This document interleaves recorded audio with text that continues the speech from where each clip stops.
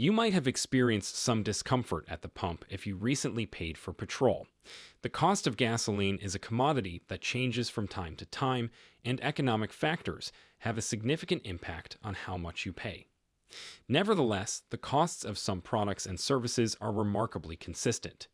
Prices simply remain the same in these circumstances, also known as sticky prices.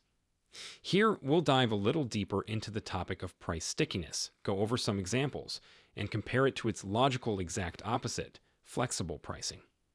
How do sticky prices work? Sticky pricing is when a product or service's price is fixed and difficult to alter despite changing demand and general economic conditions. The law of supply and demand affects the majority of goods and services.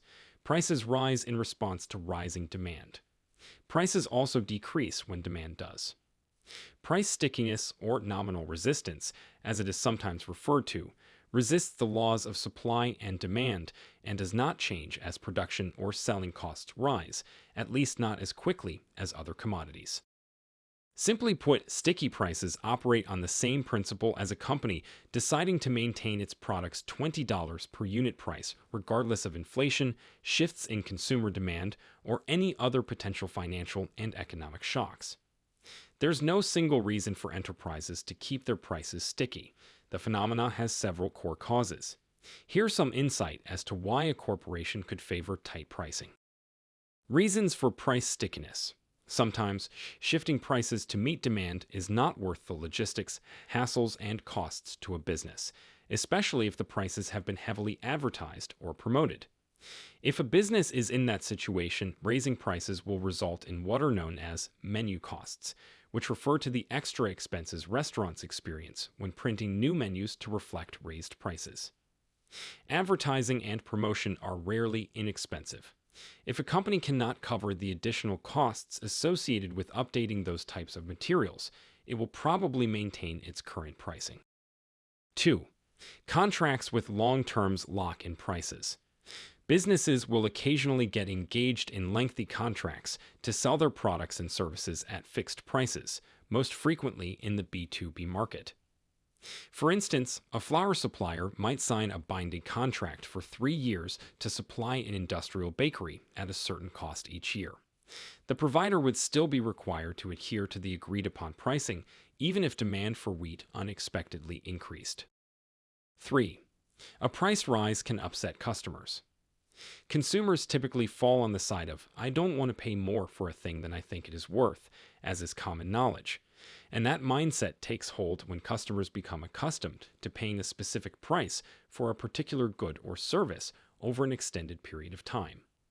Therefore, even if demand has changed in a company's favor, a price increase may still irritate its customer base.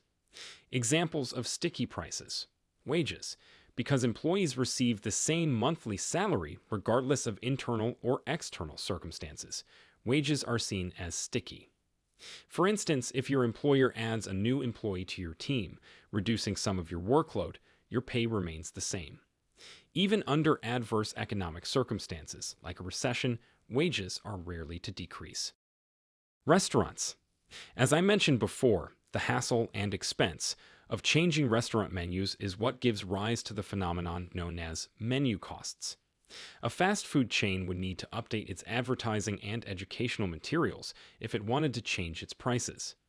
Therefore, these businesses frequently maintain rigid pricing while adjusting to shifting consumer preferences. Product services. The menu pricing dilemma frequently affects SaaS providers as well. Setting a SaaS product's price is a challenging, complicated matter. To do it correctly, it frequently requires hiring pricing consultants and upgrading software, but even then, results can still be unpredictable. This risk, together with the time, effort, energy, and resources required, isn't worth it for many enterprises in that field. They maintain their prices sticky as a result. Coca-Cola. An intriguing illustration of price stickiness can be found in the early years of Coca-Cola.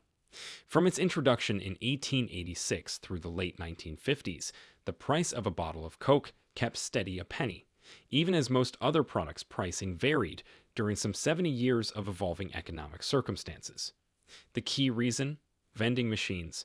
Most vending machines that offered Coca-Cola only took nickels, and if a corporation wanted to remodel those machines to take dimes, they'd have to quadruple the price of their product. Coke decided to keep the price of their product at 5 cents for the better part of a century out of concern for angry customers and the resulting loss of business. Prices: flexible versus sticky. Sticky prices are the exact opposite of flexible ones.